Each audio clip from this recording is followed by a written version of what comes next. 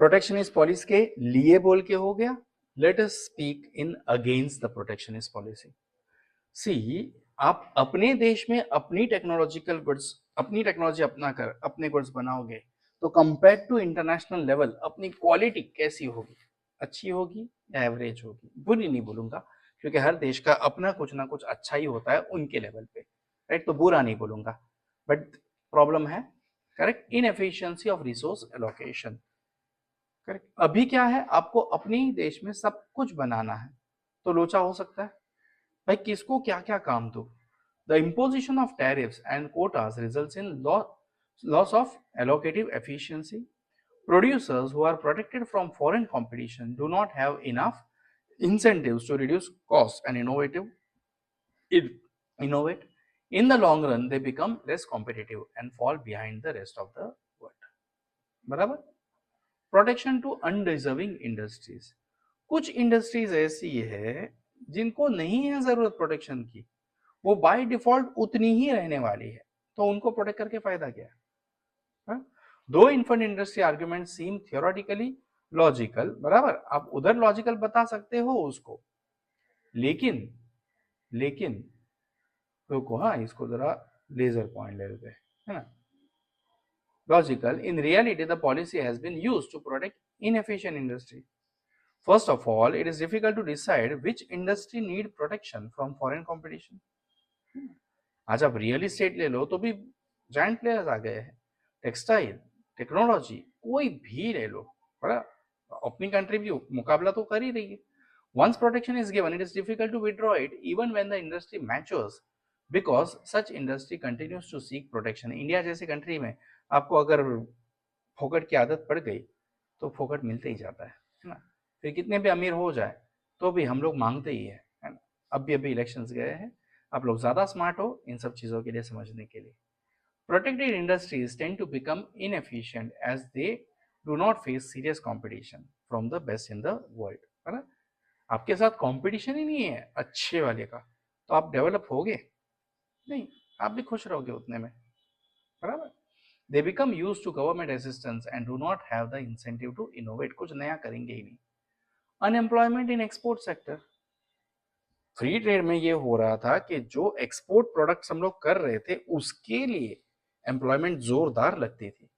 But now you are producing everything, you are not concentrating on one product of the export और few products of the exports. आपकी employment जो है उस sector की, उस industry की अफेक्ट हुई, बराबर. The employment argument for protection seems to a strong one, but in practice it may not be so. Exports are used to earn foreign exchange that pay for imports. When imports are restricted through tariffs and quotas, they are expected to increase demand for domestic goods and services, generate employment within the country.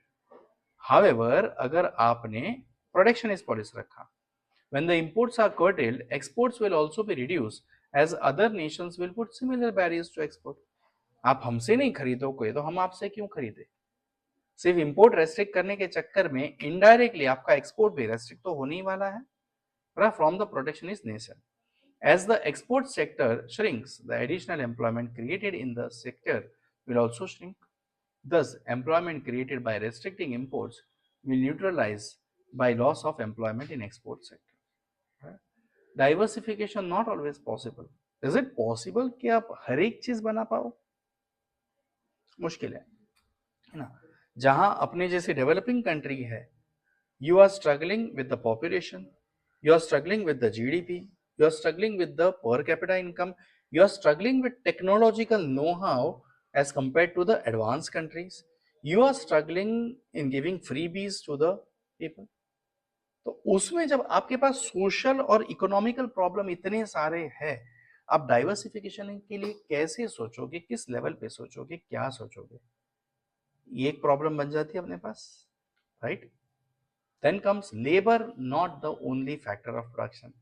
You are concentrating only on labour. What about capital, what about land, what about the technology, what about the problems because of the industries, वो कौन consider करेगा, right.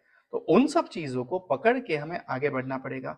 It is argued that if countries with higher labor costs import goods from those with lower labor costs, The countries in higher labor costs will lose their high income and standard of living. But labor is not only the factor of production. When a country adopts capitalist intensive techniques of production, it will reduce its average cost despite high labor cost. On the other hand, countries with low labor costs tend to use labor intensive techniques which usually have low productivity and high real cost. Thus, industrially advanced countries pay higher wages not because labor is scarce but because productivity of labor is high. बराबर है? ज्यादा काम ज्यादा पैसा मांगेगा ना labour efficient वाले. Low wages do not necessarily mean low cost, as the real cost of labor will be high due to low productivity. Disadvantage to domestic consumer. अब मेरी कैपेसिटी है कि मैं अच्छे गुड्स परचेस कर सकूं, लेकिन ड्यू टू प्रोटेक्शनिस्ट पॉलिसी मेरे पास बाहर के गुड्स नहीं आ रहे, मुझे मेरा हायर स्टैंडर्ड रखना है लिविंग का, मिल नहीं रहा. दूसरी बात, जो अंदर के अंदर प्रोडक्शन होगा वो विदाउट कंपटीशन है, तो उसकी क्वालिटी एश्योरेंस नहीं है, कम है. तीसरी बात, टेक्नोलॉजिकली एडवांस गुड्स का finishing and texture and all those things is different than the technologically less advance goods. बराबर है? तो इन सब चीजों की वजह से डिसएडवांटेज किसका हो रहा है? कस्टमर का. Imposition of tariff make import more expensive, ये भी चीजें हैं. Import have low price elasticity of demand. That is, even if the prices rises, they will be still to consumed either because they are necessities or they are not available in the country. As a result, consumer end up purchasing these goods at a higher price or have to restrict their consumption in case of very high price goods. बराबर है? In both cases, consumer welfare will be reduced due to protectionist policy followed by the government retaliation by other countries. दूसरे country आपका विरोध करने वाले हैं. वो एक बोल्ड कहना रहेगा, ये मेन पॉइंट है. रिटेलिएशन मतलब विरोध. ओके, गो अगेंस्ट और टेक स्टेप बिहाइंड, ये चीज है. A country following protectionist policy in trade will face similar policies from other countries where it exports its goods and services. Thus, ultimately, the protectionist policy will harm a country's export sector and will reduce its capacity to earn foreign exchange. The current trend in commercial trade policies being followed by the major trading nations indicate that after decades of pursuing liberal or free trade policy, they are now increasing adopting protectionist trade policy. एक हद तक 91 से हम लोग ने अब तक कर लिया ना फ्री ट्रेड, करो बिंदास, बढ़ा भी इकोनॉमी, लेकिन अब लोकल इंडस्ट्रीज को, लोकल अपने वर्कर्स को प्रोटेक्ट करने के लिए थोड़ा बहुत प्रोटेक्शनिस्ट पॉलिसी अपनाना पड़ता है. ओके, तो आई होप कि प्रोटेक्शनिस्ट पॉलिसी भी आपको प्रॉपरली समझ में आ गई कि उसके फेवर में कौन क्या बोला, उसके अगेंस्ट में कौन क्या बोला. यहाँ पे आपका चैप्टर नंबर 5 होता है खत्म. Okay, tata bye bye, see you. पढ़ो, रेगुलर पढ़ाई करना शुरू कर दो, लाइक करो, कमेंट करो, शेयर करो, ताकि मुझे पता चले आप लोग को इकोनॉमिक्स समझ में आ रही है.